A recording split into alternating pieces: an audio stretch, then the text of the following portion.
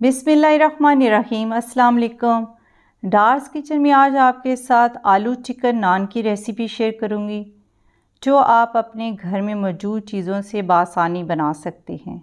बहुत ही टेस्टी और सॉफ्ट नान तैयार हुए थे। मेरी फैमिली ने तो इसको बहुत इंजॉय किया। आप इसको अपने घर में ट्राई करेंगे तो आपका दिल चाहेगा कि आप बार बार इसको बनाएं और अपने बच्चों को खिलाएं। तो उसके लिए जिन चीज़ों की ज़रूरत है वो आप नोट कर लें। 1 किलो मैदा, 1 टीस्पून नमक, 1 टेबलस्पून पिसी हुई चीनी, मिक्स कर लें अच्छी तरह। यीस्ट 1 साशे जो 11 ग्राम का है, 1 टेबलस्पून के बराबर, वो इसमें शामिल करने के बाद अच्छी तरह मिक्स कर लेंगे। पौने 2 कप पानी इसमें शामिल किया है और अब इसको मिक्स कर लेंगे और 5 मिनट लगातार इसको गूंदना है ताकि अच्छी तरह सॉफ्ट सी डो तैयार हो जाए। 4 टेबलस्पून घी, बटर, ऑयल कुछ भी शामिल करके आप इसको मज़ीद गूंदें ताकि इसके अंदर घी अच्छी तरह मर्ज हो जाए।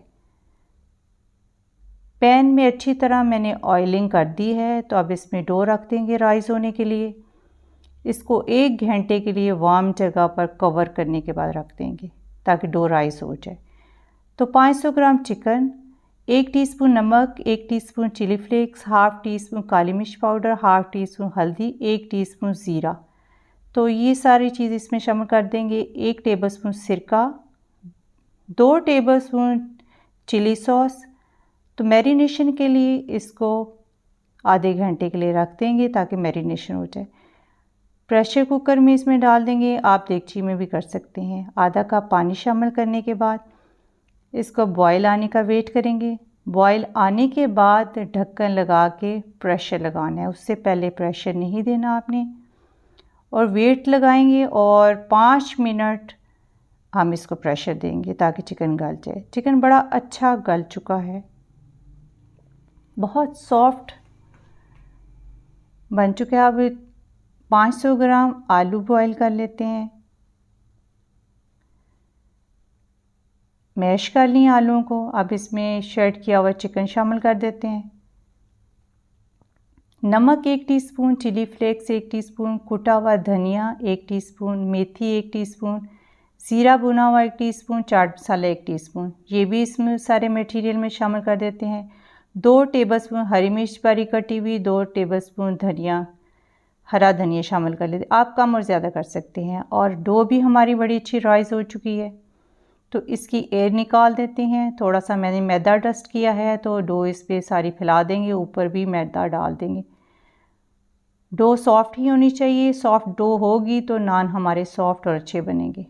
तो साथ साथ हम मैदा भी शामिल करते जाएंगे। मैं आप इसको 2 हिस्सों में डिवाइड कर रही हूँ। अगर आप छोटे बनाना चाहते हैं तो आप 3 हिस्सों में डिवाइड कर लें। तब इसके मैं 5 हिस्से कर रही हूँ।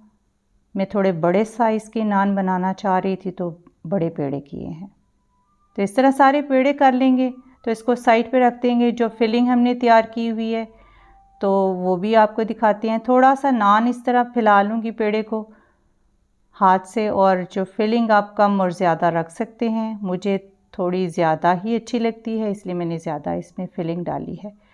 तो सारे इस तरह हाथ से इसको अच्छी तरह बाइंडिंग कर देंगे।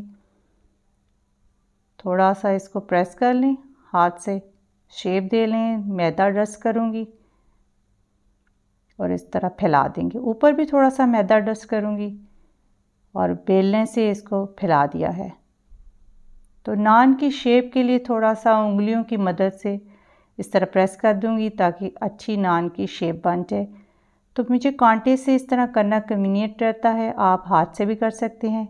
इस तरह करने का मकसद ये है कि इसके अंदर एयर ना रहे। तो एक शीट मैंने बिछा दी थी, तो उस पर मैंने थोड़ा सा मैदा भी डस्ट किया था। एक और आपको बना के दिखा देती हूँ। अब इसके ऊपर दूध अप्लाई करेंगे ताकि जब नान हमारे बेक हों तो अच्छा कलर आ जाए। सेसमी सीड्स लगा देते हैं इस तरह। तो ऑयल थोड़ा सा मैंने पैन में लगा दिया है, तो नान इस तरह डाल देंगे। तो इसको कवर करने के बाद 5 मिनट लगेंगे पकने पे।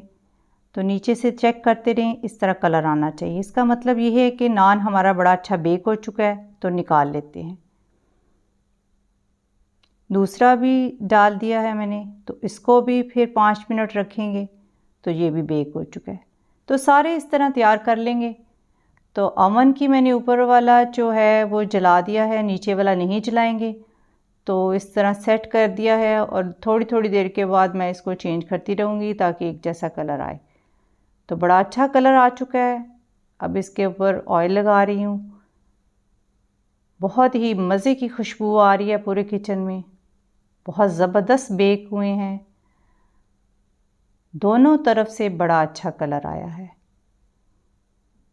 बहुत ही सॉफ्ट भी बने हैं, खाने में बहुत ही मज़े के थे। मेरे गेस्ट ने भी इसको बहुत एंजॉय किया और मेरी फैमिली ने भी इसको बहुत एंजॉय किया।